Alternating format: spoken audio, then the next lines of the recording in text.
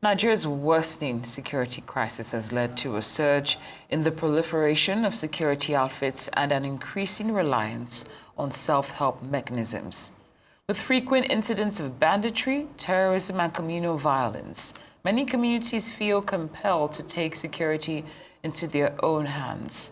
The recent Uromi killings, where armed attackers brutally murdered several individuals in Edo State, have reignited discussions on the effectiveness of state security forces and the rise of vigilante groups. A 2023 SBM intelligence report highlighted that over 40% of Nigerians support non-state security actors due to a lack of trust in conventional law enforcement.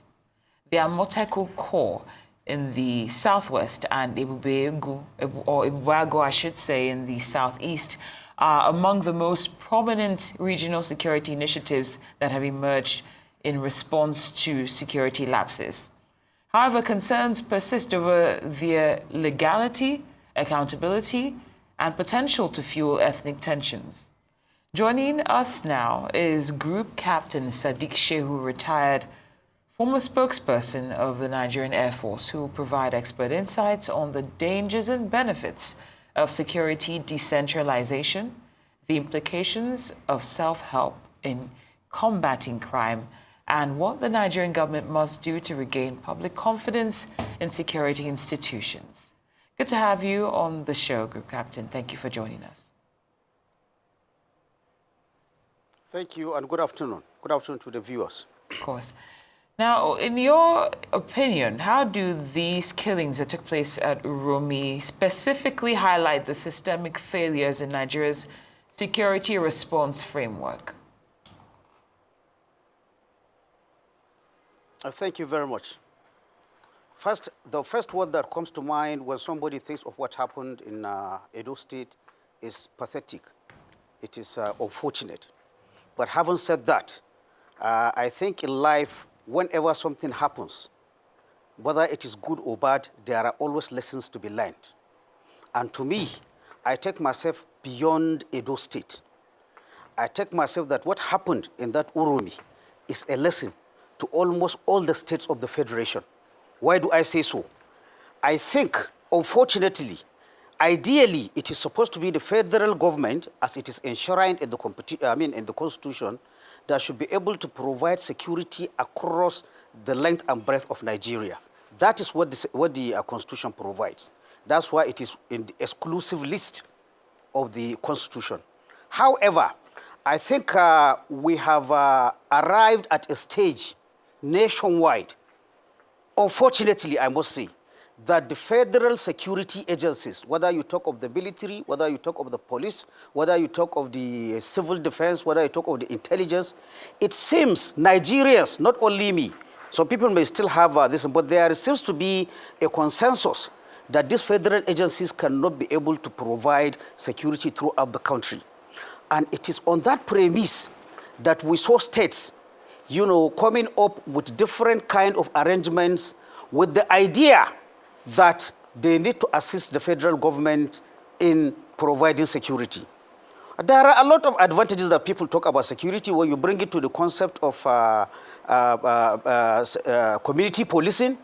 If you bring it to the concept that the people that are living in an area know the area, know the culture, know the problems there, and they will be able to do better security for the people, all these are advantages that cannot be denied.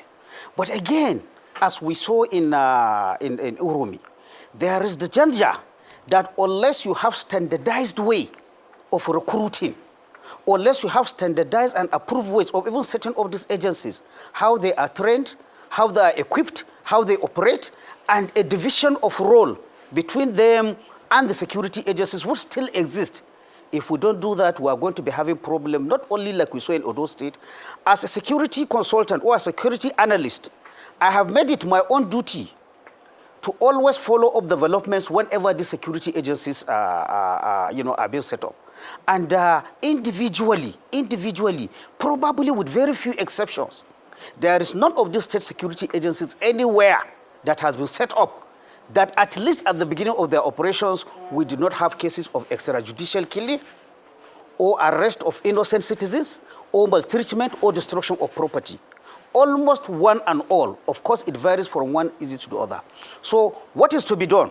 Since the debate for states having security agencies has advanced, I don't think we're even going to go back. Federal government on its own, without any constitutional changes, has kind of accepted that reality, and so they allow states to set up these agencies. If you follow some of the state agencies, you will never hear that at a certain time the federal government has given approval for them to set up. But I think again here the federal government has to take some blame. They just allow it to sprout. And with the particular case we are here now, while I think the first such non-state actor we have, it was in the Northeast when we have this villain JTF. That was the beginning. After that, we had cases of banditry, ethnic clashes, then all other states take. But so now, states have taken even without the constitutional amendment, they have taken the responsibility of setting up these agencies. Federal government has watched without giving any guidelines as to how this is fully set up. And this is why I have the problem. I have to commend the governor of Edo State. He confirmed something I have been feeling when this story came up. That was to say, this particular, what they call it, vanguard that did this operation, from what we learned later, they are not even under the control of the state government. They are just on their own. There are so many across Nigeria, not only in Edo State, on almost all the countries. Now there is danger in doing that. And why I said there is always an advantage, or there are lessons to be learned when something bad happens, this thing is happening at a time when we are talking of the debate about state police. We are talking about such things. So unless we look at the problem and find a significant solution, what happened in Edo might happen in almost any state of the federation. Why is it so? If you have a local vigilante group that does not have requirements for recruitment, does not have requirements of where would they operate, where will they not operate, you do not have clear distinction. What is their relationship with the federal agencies that already exist? What is their power? If you don't have this thing set up in black and white, with monitoring, this can happen anywhere. What happened to me, I can reduce what happened in Edo State to a simple problem of you have a group that you just allow to self-regulate on their own. They decide who is the member of the vigilante group and bring him. The man or woman does not have any training. He is armed with whatever he wants to arm. And they are mostly composed of people from that same locality. One ethnic group, one religious group, and they are operating in a federal highway where they are going to meet people unlike them there. Now, if you don't have checks and balance, certainly that is a recipe for disaster. For example, the federal government, even if it allows state governments to be setting up these things, there are certain aspects of the security agencies that the federal government must hold responsibility for. For example, how is recruitment done? What is the role? Are these people only to be looking for intelligence? Are they to be doing arrest and detention? Are they to be doing, kinetic operations of carrying guns and attacking people? I think these are things that we didn't do. And this problem will persist as we move forward. What happened with the vigilante group will also happen with state police, unless the federal government set up, clear guidelines on how these things are. One of the guidelines I'm looking at, and it is not rocket science. Anybody who has been to the UK will understand that the UK government been completely an Onyubo government, but they understand that over the years, they have a lot of Asians in London. They have Pakistanis, they have Indians. So what do you have? If you see 5 policemen in London, out of them you must see 1 Pakistani or 1 Indian. This is simply what we need to adopt. Whichever state government wants to listen, and federal government must insist, there must be an all-inclusive recruitment that depicts the population in that area. If you are doing a security agency in Kano, you must know that I'm giving an example, you must know that in Sabongari, there are Igbos and there are Yorubas. You must find a way of putting Yorubas and Igbos in that security agency, especially when you are going to do an operation in Sabongari or Tudunwada. That is the kind of thing that the federal government, including the National Assembly, must insist on. If you don't do that, having a state security agency to just be regulating itself without any criteria, you have them to recruit just anybody they want, definitely you're going to have a problem. So this is why I say it is bad that this thing happened, but the timing of this thing happening, at a time when we're talking about security architecture for states, we're talking of state police, I think is a wake-up call, not only for Edo State, but for all the other states that have these agencies to make sure that such thing does not happen. If we take back, maybe I want to be dramatic. For example, in the whole of that area, you can't tell me you don't have Fulanis or Hausas that are there. Hadipit, you have even one Hausa man or one Fulani man inside that vigilante group. Probably, in the terms of conversation, when those people were stopped, he would have been able to understand and say, look, these people are this, these people are this. But unfortunately, if you have all people speaking one language, one people with only one religion, anybody who does not share that religion, there is the danger. Either deliberately or inadvertently of being in harm. This could be Kano, this could be Sokoto, this could be Kaduna. Right, that's why I Captain. said there is lesson for every state government and a role for the federal government to come in. All right, good Captain. Permit me to say, let me start my own question by saying that, as they say, necessity is the mother of invention. And what we've seen play out over the years is that the Nigerian police, who are being tasked with with one of the major purposes of securing Nigeria, have not been able to do that comprehensively.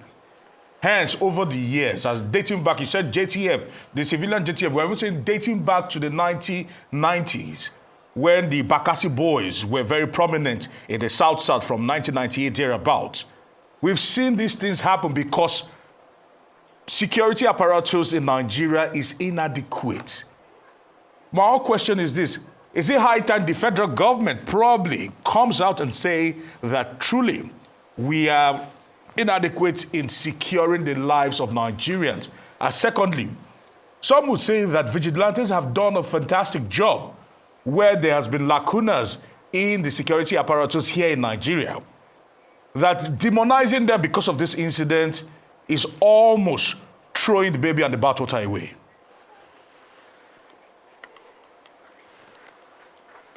Thank you very much, Dr. Bachi. I started my conversation by saying there are advantages. There are advantages for having localized security arrangements.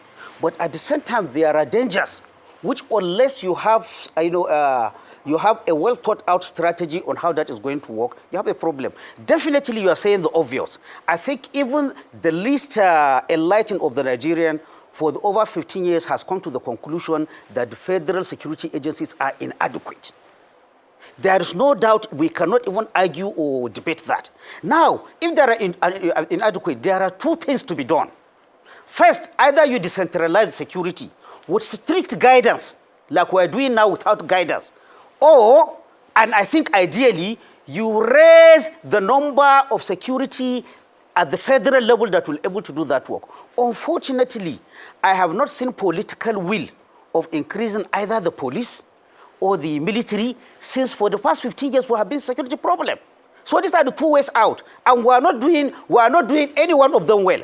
The federal government is not increasing the number. Everybody has been saying, even foreigners who have studied our security problem, they tell us, you have few military men, you have few policemen. Now, if you check on the street, Dr. Rusha Abachi, how many police constables do you see? How many police constables do you see? But you see, because of elite problem, on the other hand, you can ask, how many years does the police academy produce police officers?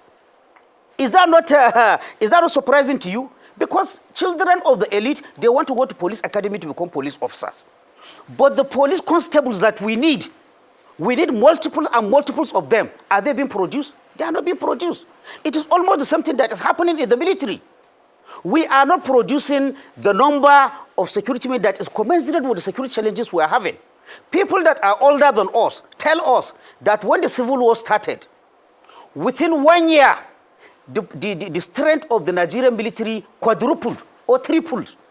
Why are we not having the same problem with our police and the military now that we know we have a problem? I think we are not being sincere.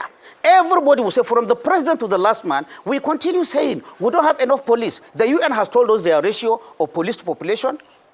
Other agencies have told us what for our strength the military should be, but how are we moving to that? Go and check the budget of the police and the military every year. How much is dedicated to recruitment? You don't have that. But you have a lot of money being dedicated for construction. All right. Is this construction that is the problem? Go and check the budget. I challenge anybody to go and check the budget. All right, is that the problem? Is it construction that is the problem, or is it recruitment? Why are we not recruiting? You've thrown a lot of light into this situation. Just for the record, my colleague is Aaron. It's not Dr. Bati. Aaron and Cynthia are speaking to us now. But now that you've mentioned all these elements, when you talked about standardized ways of recruiting, collaboration with security agencies, and when you also stated, for instance, that if you were going to include any guidelines, you would talk about inclusive recruitment.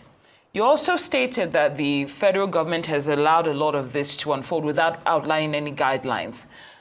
What blame do Nigerians and other stakeholders have in this situation, probably by not putting enough pressure on the federal government to get it to a point where it's comfortable enough to just allow things to unfold the way they have? Well, the Nigerian citizen, unfortunately, were very complacent. We have this idea that to say government is wrong is like challenging the government, and it is against our culture. So whatever the government does, the average Nigerian is ready to accept it. But if not, in a democracy, even if you cannot talk as a citizen, you have representatives in the House of Representatives, in your state assembly. You could put pressure on them. That's how in other democracies it works. But in Nigeria, to be honest, the average Nigerian is complacent. The average Nigerian is, he would just take whatever is offered on him, and that is all. And, in order to shy away from this, being looked as a critic of government, but the government belongs to the people. The people are in power, are actually employees of the citizen. But unless Nigerians understand that and put pressure, then nothing is going to work. We have to continue reminding the government at every occasion. And like I said, beyond looking at people have been killed, unfortunately, we are talking about lives. Like I said, we have to raise this debate. This could happen in Kano. It could happen in Kaduna. It could happen in Plateau.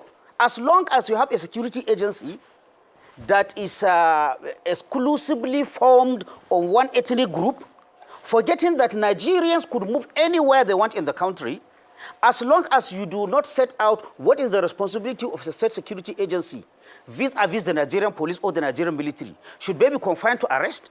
Should they be confined to seeking intelligence and feeding the federal agencies? Should they operate on federal highways? Should they be involved only in issues that have to do with the locals? I think these are very, very basic things that if we don't set them up, we are going to be having problems. And like I said, I don't want people to say I'm emphasizing because of this. I said as a security expert, honest, I have been keeping tabs on almost, is it in Katsina? We had extrajudicial killings in Katsina when they started. We had extrajudicial killings in Zamfara when they started their own. Even the JTA, which is the first, of course, I must admit that they have gotten better because they were the first. But initially, they also had that problem. You will have misuse of force. You will have human rights abuses. At worst, you will have extrajudicial killing. Why I say this, the human being, all of us, maybe especially Nigerians, because we have this military psyche, because maybe of the military regime, almost every Nigerian, as soon as you give him a small uniform and a small badge and a small rank and an arm, to be honest, you see there's tendency to see the worst in him. He suddenly understands that, I will give you, an anecdote. When there is this agency that they want to set up still, the National Assembly, Peace Corps? Peace Corps. When Peace Corps started sharing uniform, a conversation, there was a time they started sharing uniform, belt, beret, and this. Two Peace Corps people were talking. The other one said, have you collected your uniform? The other one said, yes, I collected my uniform, but I went late. The only thing that by the time I went there, they did not have belt. Do you know what the other person told him? He said, without belt, what are you going to be beating civilians with? So this is the thinking. This is the thinking of the ordinary Nigerian. As soon as you give him small power and a uniform, others, until you bring selection, until you bring training, continuous training, you will see the worst in that person. That is the reality. All right, I want to say many thanks to you, Group Captain Shehu Sadiq, for your time here, retired, by the way. I want to say thank you very much for your time here on Newsday.